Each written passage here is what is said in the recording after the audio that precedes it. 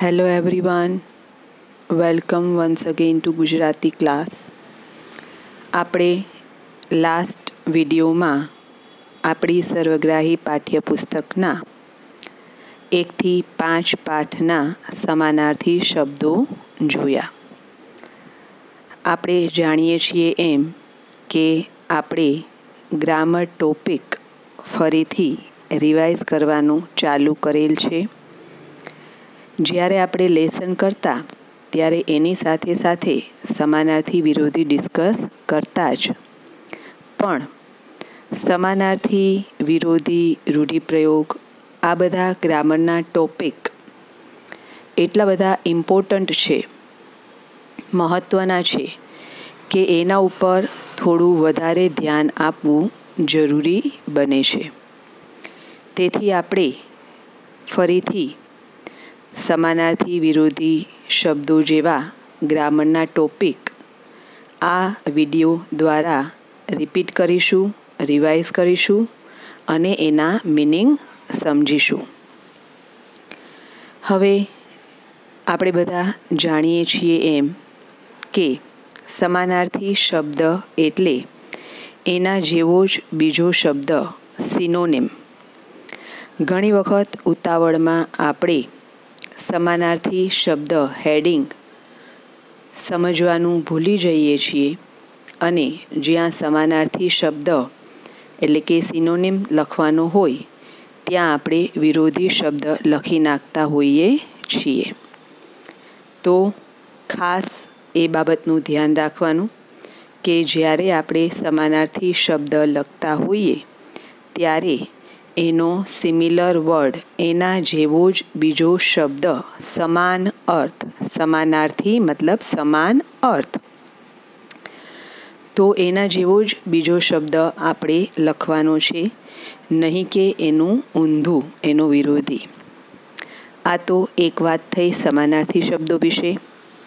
બીજી એક વાત કે આપણે દરેક ચેપ્ટરમાં જે સમાનાર્થી શબ્દો આપેલા છે એ બધાના આપણને 2 મિનિંગ્સ આપેલા હોય છે. તમારે લોકોએ એ બંને મિનિંગ યાદ રાખવાના હોય છે. એ સિવાયના પણ એમાં જે 2 આપેલા હોય એના સિવાયના પણ ઘણી વખત એના સિમિલર વર્ડ હોઈ શકે. તો જો 2 કરતાં વધારે સમાનાર્થી શબ્દ આવડે તો વેલ એન્ડ ગુડ, પણ 2 સમાનાર્થી શબ્દો તો તમારે યાદ રાખવાના હોય જ છે. બરાબર? તો આ થઈ થોડી વાત સમાનાર્થી શબ્દો વિશેની. લાસ્ટ વીક આપણે પાર્ટ 1 જોયો. આજે આ વિડીયોમાં આપણે સમાનાર્થી શબ્દોનો પાર્ટ 2 ડિસ્કસ કરીશું, જેમાં સૌથી પહેલાં આવે છે કાવ્ય 6 હિન્દ માતાને સંબોધન. હવે તમે બધા જાણો છો એ રીતે લાસ્ટ વીક પણ જ્યારે આપણે 1 થી 5 પાઠના સમાનાર્થી શબ્દો રિવાઇઝ કર્યા ત્યારે જે લેસનના સમાનાર્થી આપણે કરતા હતા એ પાઠ, એની સ્ટોરી મેં તમને શોર્ટમાં રિકેપ કહેલી હતી. એનું એક મેઇન રીઝન એ છે કે આપણને જે સમાનાર્થી શબ્દો સર્વગ્રાહી બુકમાં આપેલા છે એ બધા સમાનાર્થી શબ્દો જે તે પાઠ કે કાવ્યને લગતા હોય છે. એટલે કે એમાંથી જ મોસ્ટલી બધા શબ્દો લીધેલા હોય છે. તો જો સમાનાર્થી શબ્દોનો મિનિંગ તમને બરાબર સમજાઈ જાય તો એ પાઠ કે કાવ્ય સમજવામાં પણ તમને ઇઝી રહે. અને કોઈ પણ વર્ડ છે એને જો આપણે સેન્ટેન્સ ફોર્મમાં કરી અને પછી સમજીએ તો આપણે સરળતાથી એ શબ્દનો અર્થ સમજી શકીએ છીએ. તેથી આપણે 1 થી 5 પાઠનું પણ સમાનાર્થી શબ્દોની સાથે સાથે રિકેપ કરેલું. આજે હવે આપણે કરવાના છીએ સૌથી પહેલાં કાવ્ય 6 હિન્દ માતાને સંબોધન. તો આ એક દેશભક્તનું ગીત છે, દેશભક્તિનું. આજે કવિતાના કવિ છે એ આપણી જે હિન્દ માતા છે, આપણી જે ભારતની માતા છે, એને સંબોધન કરે છે, એને ઉલ્લેખીને કહે છે કે અમે બધા તમારા સંતાન છીએ, અમે બધા મળીને તમને વંદન કરીએ છીએ, તમે અમારા વંદન સ્વીકારજો. આ ઉપરાંત કવિ છે એણે હિન્દની ભૂમિને, હિન્દની જે જમીન છે એને દેવભૂમિ તરીકે પણ ઓળખાવી છે. આ ઉપરાંત આ કવિતામાં કવિએ આપણા દેશમાં જે અલગ અલગ જાતિ અને ધર્મના લોકો રહે છે, જેવા કે હિન્દુ, મુસલમાન, વિશ્વાસી, પારસી, જૈન, એ બધાને એક સમાન ગણાવ્યા છે. એ સિવાય રોગી હોય, કોઈ નિરોગી હોય, નિર્ધન હોય કે તવંગર હોય, જ્ઞાની હોય કે નિરક્ષર હોય, એ બધાને એક જ સરખા ગણાવેલા છે અને હિન્દ માતાના બાળકો કહેલા છે. અને આપણા દેશમાં, આપણું જે હિન્દ દેશ છે, ભારત દેશ છે, એમાં ઘણા મહાન લોકોએ જન્મ લીધેલો છે. ઘણા મહાન ભક્તો, ઘણા મહાન ઋષિમુનિઓ, ઘણા મહાન રાજાઓ વગેરે આપણી આ ભારત ભૂમિ ઉપર, આ હિન્દ ભૂમિ ઉપર જન્મ લીધેલો છે. તો કવિ એનો ઉલ્લેખ પણ આ કવિતામાં કર્યો છે કે જે ભારતમાં જન્મ લીધેલો છે એવા ઋષિઓ વાલ્મીકી, વ્યાસ, નાનક અને ભક્તો મીરા, કબીર, તુલસી, અને એ સિવાય મહાન રાજાઓ અકબર અને શિવાજી, આ બધા જ હિન્દ માતાના સંતાનો છે. અને અંતે કાવ્યની છેલ્લે કવિ છે એ એવી પ્રાર્થના કરે છે કે ભારતના બધા લોકો છે, હિન્દના બધા લોકો છે, એ એકબીજા સાથે હળીમળીને રહે, એકબીજાને પ્રેમ કરે અને ક્યારેય પણ કોઈની સાથે ઝઘડા કરે નહીં. તો આ હતો આ કવિતાનો સાર, જેનું શીર્ષક છે હિન્દ માતાને સંબોધન. હવે જોઈએ આ કાવ્યના સમાનાર્થી શબ્દો. આ કાવ્યમાં 5 સમાનાર્થી શબ્દો આપેલા છે, જે આપણે વિગતવાર તેના ઇંગ્લિશ મિનિંગ તથા તેના 2 સમાનાર્થી શબ્દો સાથે સમજીએ. પહેલો શબ્દ આપેલો છે વંદન, બો, જેના 2 સમાનાર્થી શબ્દ થશે પ્રણામ અને નમસ્કાર. ત્યારબાદ બીજો શબ્દ આપેલો છે માતા, એટલે કે મધર, જેના 2 સમાનાર્થી શબ્દ થશે જનની અને મા. ત્યારબાદ ત્રીજો સમાનાર્થી શબ્દ આપેલો છે રોગી, એટલે કે સિક, જેના 2 સમાનાર્થી શબ્દ થશે રુગ્ણ અથવા બીમાર. ત્યારબાદ ચોથો શબ્દ આપેલો છે સંતાન, પ્રોજની, એટલે જેના 2 સમાનાર્થી શબ્દો થશે બાળક અથવા સંતતિ. ખાસ ધ્યાન રાખજો, સંતતિ છે, સંપત્તિ નથી. સંપત્તિનો મિનિંગ પાછો બદલી જશે. સંપત્તિનો મિનિંગ થઈ જશે ધન અથવા દોલત. બરાબર? અહીંયા આપણને આપેલું છે સંતતિ. ત્યારબાદ 5મો અને છેલ્લો શબ્દ આપેલો છે નિર્ધન, એટલે કે પુઅર, જેના 2 સમાનાર્થી શબ્દ થશે રાંક અને ગરીબ. ઓવરઓલ જોઈએ તો 3 થી 4 નવા શબ્દો છે જે આપણે સાંભળવામાં યુઝ ટુ ના હોઈએ. રુગ્ણ એ એક આપણા માટે નવો શબ્દ છે. રોગી અથવા બીમાર માટે રુગ્ણ શબ્દ પણ વાપરવામાં આવે છે. ત્યારબાદ આપણે જોયું તે સંતતિ, બાળક અને સંતાન માટે સંતતિ શબ્દ આપણને આપેલો છે, જે આપણા માટે નવો છે. ત્યારબાદ નિર્ધન અને રાંક, આ બંને શબ્દો આપણા માટે થોડા નવા છે. યુઝ્યુઅલી આપણે ગરીબ શબ્દ સાંભળતા હોઈએ છીએ. નિર્ધન પણ ક્યારેક સાંભળેલું હોય, પણ રાંક છે એ કદાચ આપણા માટે થોડો વધારે નવો શબ્દ કહી શકાય તેવો છે.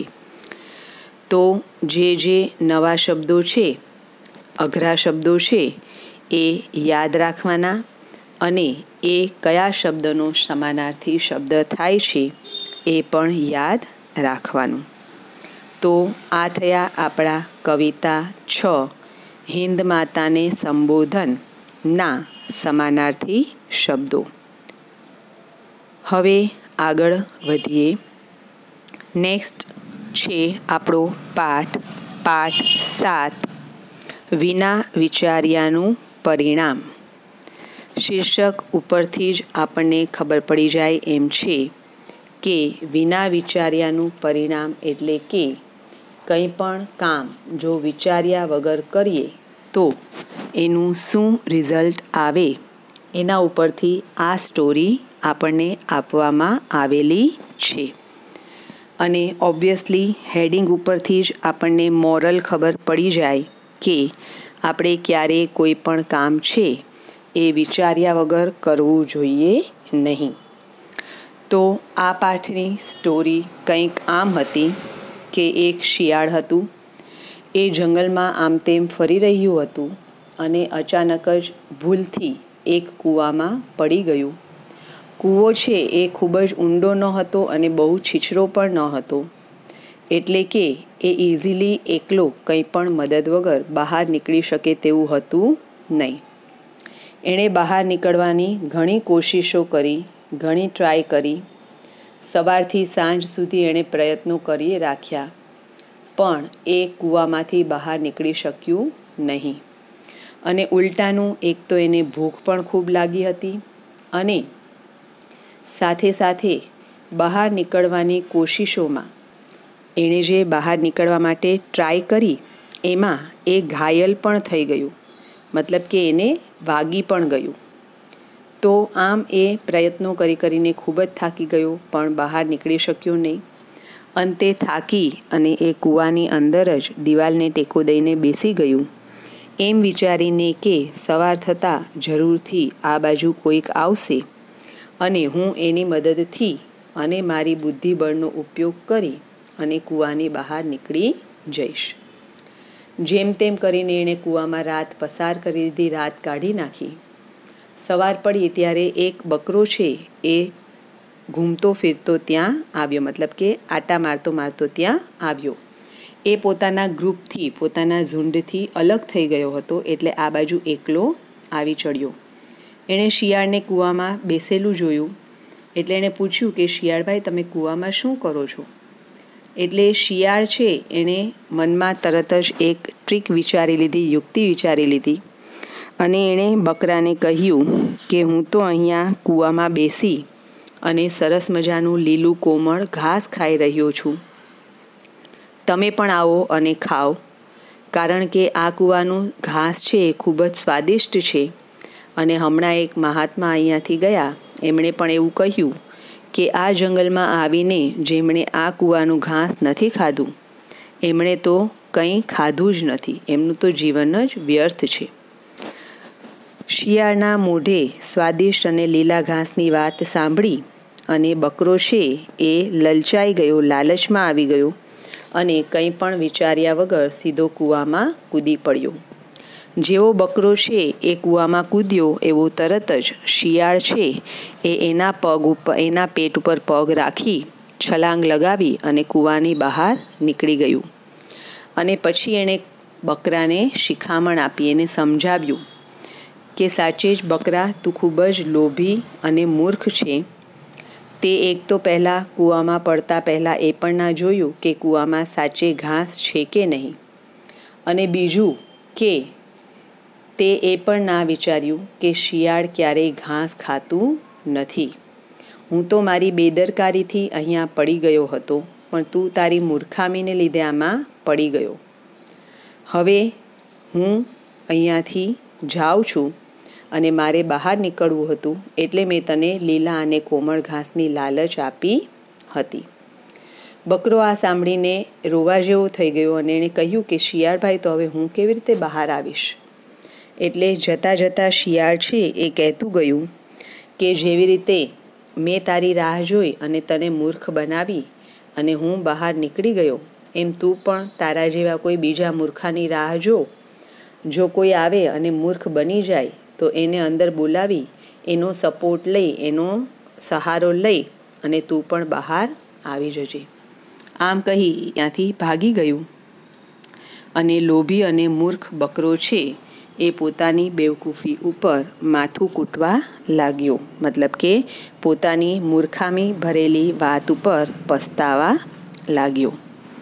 તો આ હતી આપણી પાઠ 7ની સ્ટોરી. હવે આ પાઠના 6 સમાનાર્થી શબ્દો જોઈએ. પહેલો શબ્દ આપેલો છે વખત, જેનું ઇંગ્લિશ થશે ટાઈમ, અને જેના 2 સમાનાર્થી શબ્દો થશે સમય અને કાળ. ત્યારબાદ બીજો શબ્દ આપેલો છે સવાર, જેનો ઇંગ્લિશ થશે મોર્નિંગ, અને જેના 2 સમાનાર્થી શબ્દો થશે પ્રભાત અને ઉષા. આ સિવાયનું પરોઢ એવો પણ સવારનો સમાનાર્થી શબ્દ થઈ શકે. ત્યારબાદ ત્રીજો શબ્દ આપેલો છે ઝુંડ, જેનો ઇંગ્લિશ થશે ગ્રુપ, અને જેના 2 સમાનાર્થી શબ્દો થશે ટોળું અને સમૂહ. ત્યારબાદ ચોથો શબ્દ આપેલો છે યુક્તિ, જેનું ઇંગ્લિશ થશે ટ્રીક, અને જેના 2 સમાનાર્થી શબ્દો થશે પ્રયુક્તિ અને ઉપાય. ત્યારબાદ પાંચમો શબ્દ આપેલો છે ચતુર, જેનું ઇંગ્લિશ થશે ક્લેવર, અને જેના 2 સમાનાર્થી શબ્દો થશે હોશિયાર અને બુદ્ધિશાળી. છેલ્લું અને છઠ્ઠો શબ્દ આપેલો છે બુદ્ધિ, ઇન્ટેલિજન્સ, જેના 2 સમાનાર્થી શબ્દો થશે મતિ અને પ્રજ્ઞા. બરાબર? તો આ થયા આ પાઠના 6 સમાનાર્થી શબ્દો. ઓવરઓલ જોઈએ તો ઘણા બધા શબ્દો છે જે આપણા માટે થોડા નવા કહી શકાય એવા છે. એક તો સમય અને કાળ, એ બંને આપણે સાંભળેલા હોય. વખત થોડો નવો શબ્દ છે.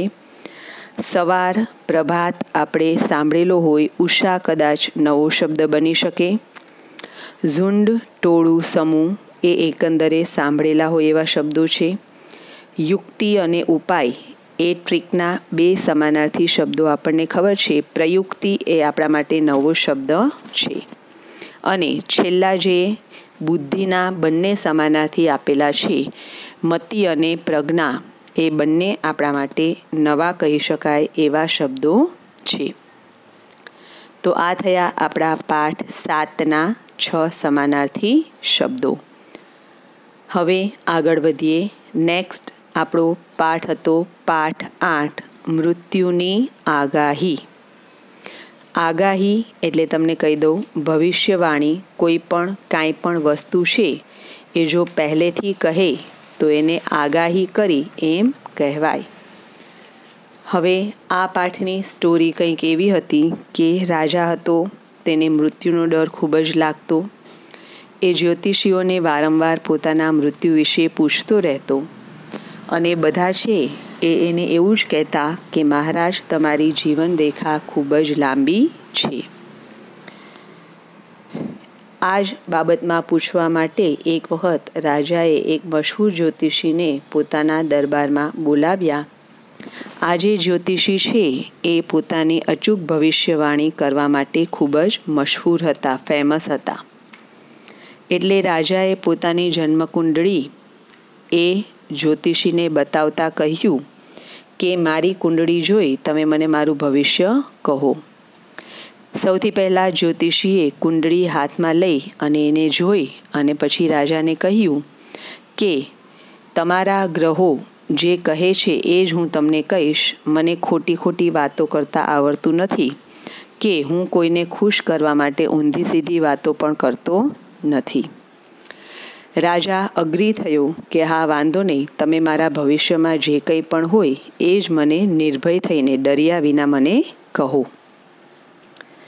એટલે શરૂઆતમાં જ્યોતિષીએ રાજાના ભવિષ્યની સારી સારી વાતો કહી, જેથી રાજા ખૂબ જ ખુશ થયો.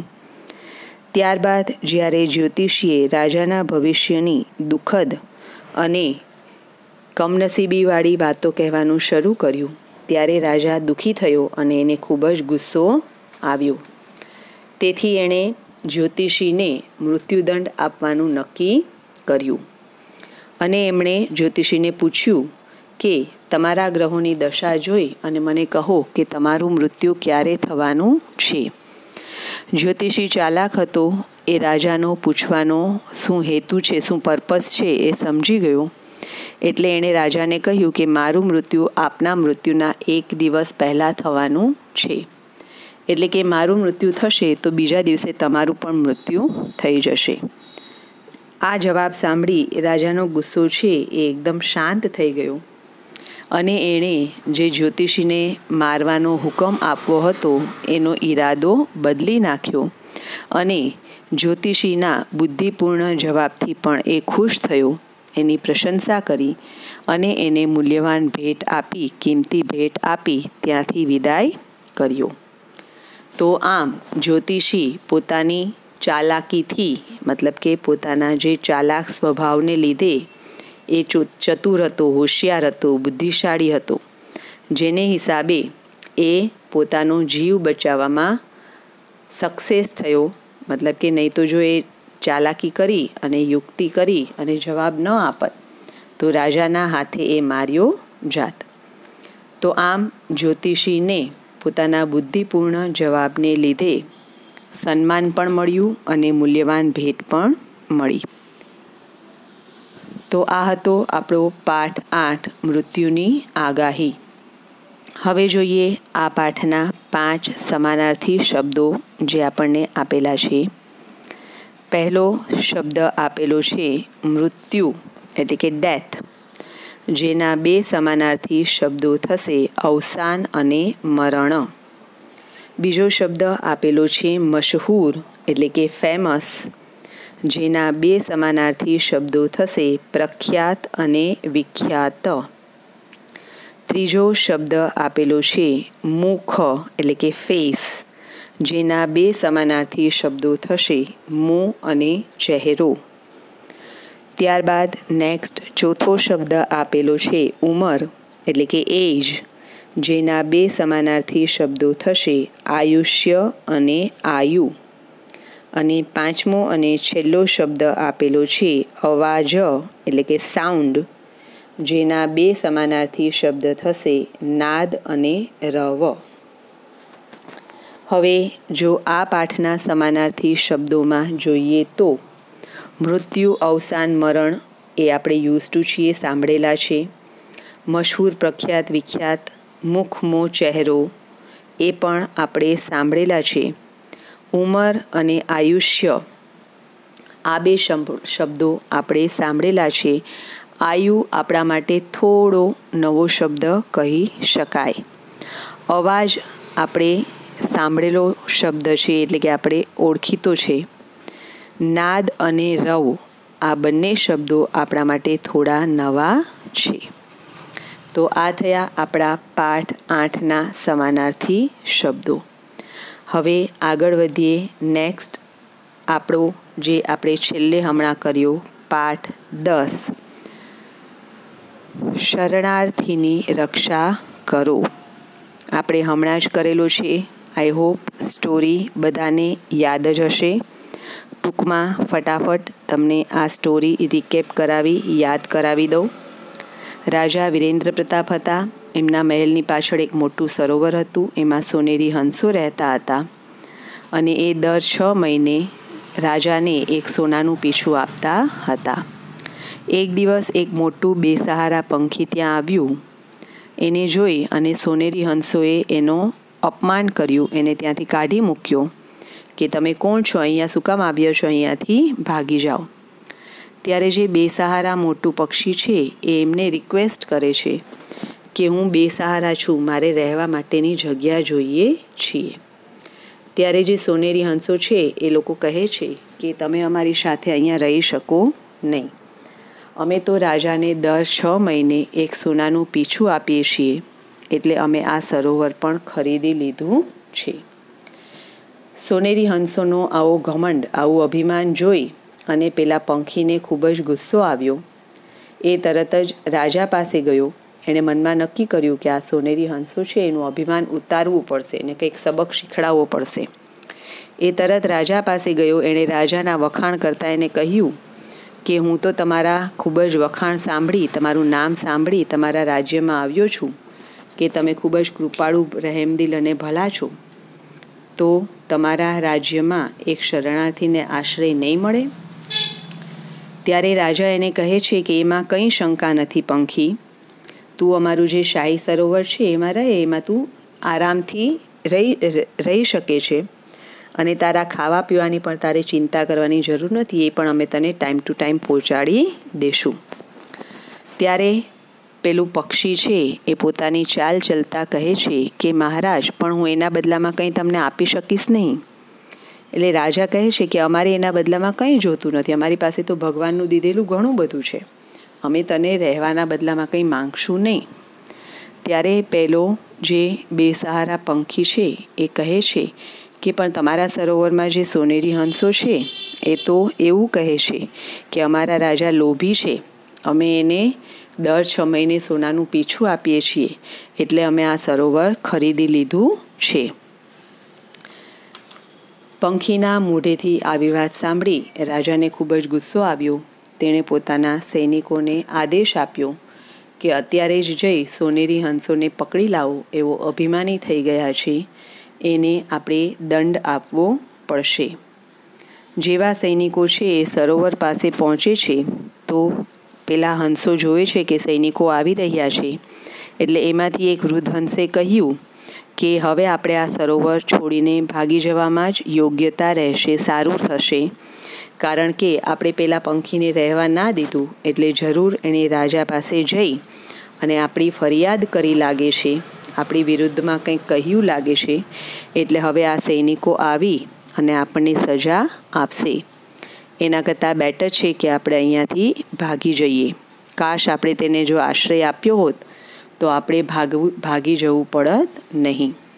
વૃદ્ધ હંસની વાત બધા હંસોને સાચી લાગી, એટલે એની વાત માની અને બધા હંસો છે એ ત્યાંથી ભાગી ગયા, મતલબ કે ત્યાંથી ઉડી ગયા. અને એટલે જ કહેવાય છે કે આપણે આપણી શરણે આવેલાનું, મતલબ કે આપણી મદદ લેવા માટે આવેલાનો ધૂતકાર, એનું અપમાન કરી કાઢી મૂકવા જોઈએ નહીં, નહીં તો આપણી હાલત પણ સોનેરી હંસો જેવી થાય. હવે જોઈએ આપણા આ પાઠના સમાનાર્થી શબ્દો. 7 કુલ સમાનાર્થી શબ્દો આપેલા છે. પહેલો શબ્દ છે પંખી, જેનું ઇંગ્લિશ થશે બર્ડ અને જેના 2 સમાનાર્થી શબ્દો થશે પક્ષી અથવા વિહંગ. ત્યારબાદ બીજો શબ્દ આપેલો છે સુવર્ણ, એટલે જેનું ઇંગ્લિશ છે ગોલ્ડ અને જેના 2 સમાનાર્થી શબ્દો થશે સોનું અથવા કનક.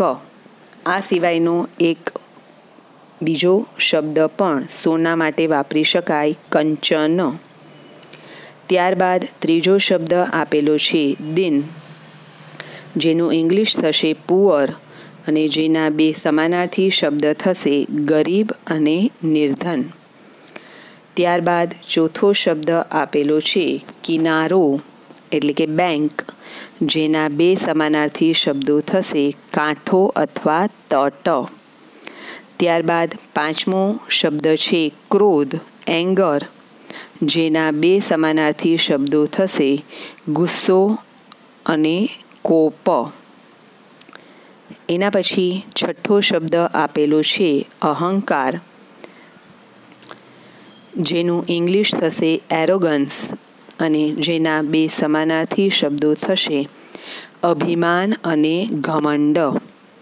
છેલ્લો અને 7મો શબ્દ આપેલો છે સંશય, એટલે કે ડાઉટ, જેના બે શબ્દો સમાનાર્થી થશે સંદેહ અને શંકા. તો આ થયા આપણા આ પાઠના 7 સમાનાર્થી શબ્દો. ઓવરઓલ મોસ્ટ ઓફ બધા શબ્દો આપણે સાંભળેલા છે, સિવાય કે છેલ્લો જે શબ્દ છે સંશય, સંદેહ અને શંકા. શંકા આપણને ખબર છે, પણ સંશય અને સંદેહ એ બંને શબ્દો આપણા માટે નવા છે. બરાબર. તો આ થયા આપણા પાઠ 10ના સમાનાર્થી શબ્દો. અહીંયા આપણો સમાનાર્થી શબ્દોનો ગ્રામર ટોપિક આપણે પૂરો કરીએ છીએ. આઈ હોપ બધા પાઠના સમાનાર્થી શબ્દોના મિનિંગ તમને બરાબર સમજાઈ ગયા હશે અને તમે યાદ પણ રાખવા લાગ્યા હશો. Thank you so much. Have a nice day. Take care.